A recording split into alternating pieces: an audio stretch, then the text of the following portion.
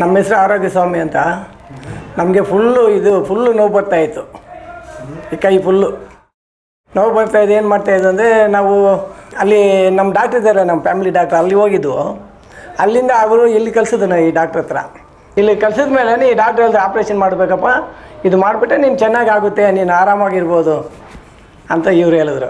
ಹೋಗಿ ನಾನು ಒಪ್ಕೊಳ್ಳಿಲ್ಲ, ಆವಾಗ ಕೂಡ ಬೇಡ ಅಂತ ಹೋಗ್ಬಿಟ್ಟಿದ್ದೆ. ಆಮೇಲೆ ತಿರುಗಿ ನಮ್ಮ ಅಮ್ಮಗೆ ಇರ್ತಿದ್ದೆ, ಇವ್ರ ಹತ್ರ ಕರ್ಕೊಂಬಂದು ತಿರುಗಿ ತೋರಿಸಿದೆ. ನಾವು ತುಂಬ ನೋವಾಗೋಯ್ತು ನನಗೆ, ತಡೆಯೋಕೆ ಹತ್ಕೊಬಿಟ್ಟೆ ಇಲ್ಲಿ ಬಂದು. ಸರ್ ಆಗಲ್ಲ, ಆವಾಗೇ ಇವರು ಅಡ್ಮಿಟಿಗೆ ಬರ್ಕೊಟ್ಬಿಟ್ಟು ಹೋಗಿ ಅಡ್ಮಿಟ್ ಆಗಿಬಿಡಪ್ಪ, ನಿನ್ಗೆ ಆಪ್ರೇಷನ್ ಮಾಡಿಬಿಡೋಣ, ಮಾಡಿದ್ದೆ ನೀನು ಚೆನ್ನಾಗಾಗುತ್ತೆ ಅಂತ ಹೇಳಿದ್ರು. ಆಪ್ರೇಷನ್ ಆಗಿ ಒಂದು ಎರಡು ದಿವಸ ಇದೆ ಆ ಹಾಸ್ಪಿಟ್ಲಲ್ಲಿ.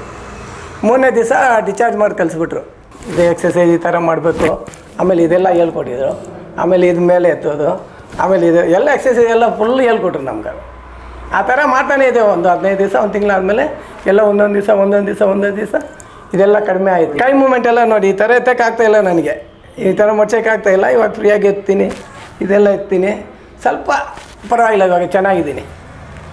ಇವಾಗ ಚೆನ್ನಾಗಿದ್ದೀನಿ, ನಾನು ಮನುಷ್ಯನ ಥರ ಇದ್ದೀನಿ.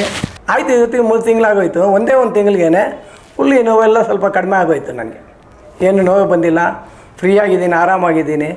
ಗಾಡಿ ಓಡಿಸ್ಬಾರ್ದು 3 ತಿಂಗಳು ಅಂತ ಹೇಳಿದರು. ಅವ್ರು ಹೇಳ್ದಂಗೆ ಇವಾಗ ಗಾಡಿ ಎಲ್ಲ ಓಡಿಸ್ತಾ ಇದ್ದೀನಿ, ಕೈಯೆಲ್ಲ ಎತ್ತಕ್ಕೆಲ್ಲ ಆಗುತ್ತೆ. ಅದು ಸ್ವಲ್ಪ ಪರವಾಗಿಲ್ಲ, ಏನು ಅಷ್ಟು ಮೋಸ ಎಲ್ಲ ಚೆನ್ನಾಗಿದ್ದೀನಿ ಇವಾಗ. ಆದರೂ ಇವರು ಒಳ್ಳೆ ಕೈಗುಣ ಒಳ್ಳೆ ಚೆನ್ನಾಗಿದೆ. ಇವರಿಂದ ಎಲ್ಲ ಎಂಥದೇ ಆಗಲಿ ಚೆನ್ನಾಗಿ ಆಗೇ ಆಗುತ್ತೆ.